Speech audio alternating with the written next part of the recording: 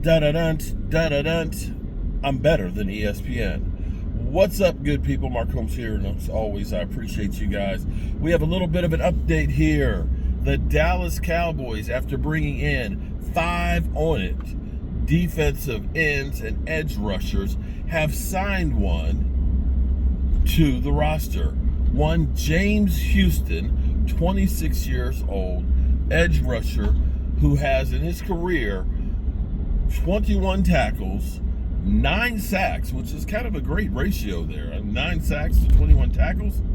And has, let's see, what else does he have? He has 1 forced fumble, I believe, on there. So definitely the Cowboys looking to try and get better. Maybe this is the replacement for Micah, since we're not going to pay him. That'll be the speculation you'll get from ESPN, because you know those guys always get everything right. Yeah. Before you poo-poo,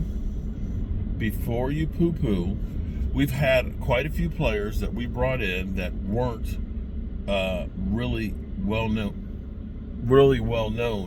players that have actually done well for us. A guy like Jaron Curse was a guy who, had like 40-some tackles in the best season that he had, and came into the Cowboys and played good for a number of years. George Sylvie comes to mind, of course, who played for like 4 teams and had 3.5 sacks in his first few years in the league, and comes to the Cowboys and has 7.5 sacks and gets paid to go to the Giants.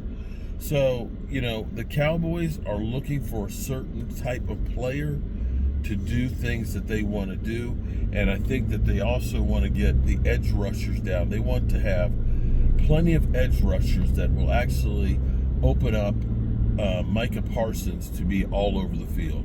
I think that that's what this is really more about than anything, is so Micah Parsons isn't just an edge rusher, that we can move him all over the place because we can get production out of other players. Now, I'm happy that they're looking for players, and as Stephen Jones always says, player acquisition is a 365-day-a-year job, and you're always looking to find that player that's just going to make you better and get you over the top. And of course, we like to sign guys that are cheap and won't cost us a whole lot of money, because my dad, he gets all pissed off when we pay a guy and they get injured, and he looks at the bottom line and says, we paid Dak Prescott top money in the NFL, and we didn't get any guarantees that he wouldn't get hurt, and here it was, halfway through the season, he's gone for the year. And so he looks at me and says, why'd you sign all that money? I said, well, Dad, that was the going rate, and we got to pay the guy to be out on the field, but those things kind of happen, and that's why it's better for me to sign no-name guys that are cheap, that they get injured, it doesn't really affect the bottom line in the same way. And if they stink up the place and don't play well, hell, he doesn't even know their names. So we're actually good. It's kind of like when you bring up Todd France, and having to deal with that guy like I do. He doesn't deal with those guys and things. And so when we sign a guy like James Houston, and it's for peanuts, and he doesn't really know them, then when they fail, or if they fail, he doesn't get mad at me. And if they're great, then all of a sudden I get a pat on the back because we got them for dirt cheap. Yeah, that's the kind of conversations that they have in Dallas. But yeah, James Houston, welcome to the Dallas Cowboys.